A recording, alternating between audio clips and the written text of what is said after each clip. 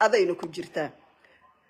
akasi akamolten jarakhenya fayya naga ni simbadada yodisanis naman disa warri Allah kenya kun beeta yodisan naman disan maqasani tilen ogaa dud awun fedu malif jira sablisun jala callisuudha yetti oromon callinsan jala ogaa heddu laale mo biran dabru'an diini oromummaati fi onne oromummasan nan diftu yechuudha arra tokkootu durriye tokkootu bagala jijjiga keessa oromon barkuma lama fi 18 dhuftee waan hojije gaafa qeyron bilisummaa oromo EPRDF khamesha fi banki wadin kabu cabsite makala galcha turte hiriran dhiiga fi lafeesi gannaqa turte gogara da saari marto hada sani jara dokacha bani yechuudha sannen gabbahani moral itti oromo waajani hin qabani yechuudha okay gaafa isaan boya turan mana hida jeel ogaden mana hida ogaden maqanu basani akkan nugoda chaturan dhiiga fi lafe itti khafaleti mana hida sani sani raacufne yechuudha arra gabbari magala jijjiga kaysa so oromo magalan tuntiyati etenya jijjiga tenya mal fiddan jijjiga na annaga iskale dirda bena annaga iskale biya tenya si maxad keenaysiin okay maxad keenaysiin waxbana ma samayn kartiin waxbana ma keeni kartiin okay ninkiina kililka shanaad ee jaajuuska annagana keeno u dhiibnay dawladnimada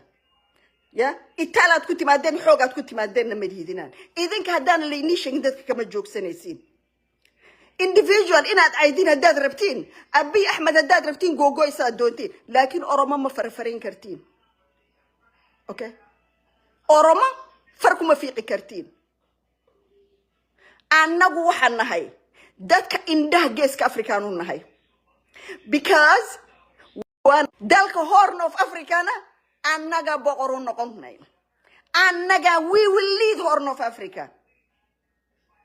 okay haddaan samayn karin sorry shaqal haya oromada faraha ka qaad harka raafo okay doctor rexe sheekh nexe ma tafaan haqacha olu abadan kanuma khana mo hada tenyata magala direedawati uga rabbi ankuno hawan oromo kasitimbe hawan oromo rakasi onne biya fdawtumbe elan onnen hawan tenyata khaleysa arraleni jirti onnen hawan kenya khaleysa onnen dargagota kenya khaleysa hawan kenya kheysa jirti hadati yagalatomi ulfaadu bakka jirtutti ijamtun sinarkin ija diina rabbi sirraha qabu hawan akasi onne qabu diiniga bakka ciisu hollata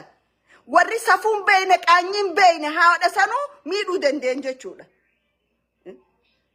haadatiya umritiya tana fuudhe rabbiin si haa ida'u dhugaa rabbii onneetiya tana keessaana dubbatti abdinaa kannite hegereen akka ifatee nagarsiifte oromoon akka daangaasaa dabarseen kannine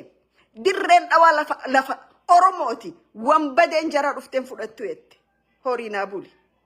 najira dhugaa rabbi ijamtun sinarkin ijji diina sinarkin fayyataha galatoma yaro gaarii qabaadha ammoo wanni dubbannu hedduu jira haala oromiyaa fi oromoon keessa jiru san itti deebina duuti ilmaan oromoo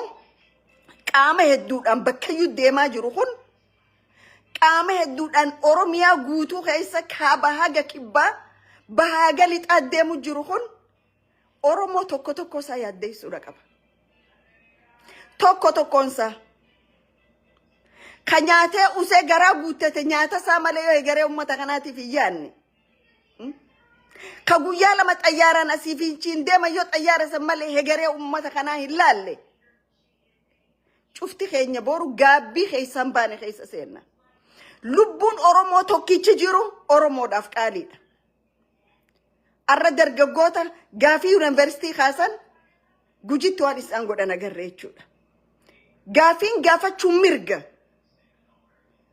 mirga namaa ukkaamsanii shamarran gabbaasanii rashanuun bulchiinsa shimallis abdiisaa ka oromiyaan bulcha je'uuf qaaniidha sablinaasi shimee namni tokko haga dhumaarra angoorran jiraatu TPLF irraa baruu hin dandeenye isin dargin Haile Sillaasee godhe irraa baruu hin dandeenye. Waan Haile Sillaasee sagaltamoota keessatti irraa baruu hin dandeenye. Waan TPLF bara 2018 taate irraa baruu hin dandeenye. Namni mootota isaan duraatirraa waan barin keessan faan kara bifa fokkottuudhaan dhumuu taa'e jechuudha. Bifa fokkottuudhaan. Mee ilmaan keessan warri makaamnee fi kaadiree fi injattan warri takka nyaattee fuutanii ilmaan Oromoo mataa keessa dhooytan kun ilmaan keessa yoo gabbahanii akkasit du'an maal jettan? Aboo dhiini ilmaan Oromoo ibidda ta'e isinaa gubu. Dhiini ilmaan Oromoo galaana ta'e isinaa fuudhu. Haati Oromoo imimmaan si kakalee Tigreedhaa wajjin dhangalaasaa tureessisin. Arras kadhangalaasaa jiru isinii jechuudha. Hanga tokko aangoorranii turtan, haga dhumaan jiraattan garuu Oromoonis mirga isaanii arkata, Oromoonis kabajaaf inni godha, Oromiyaanis biyya ni taati.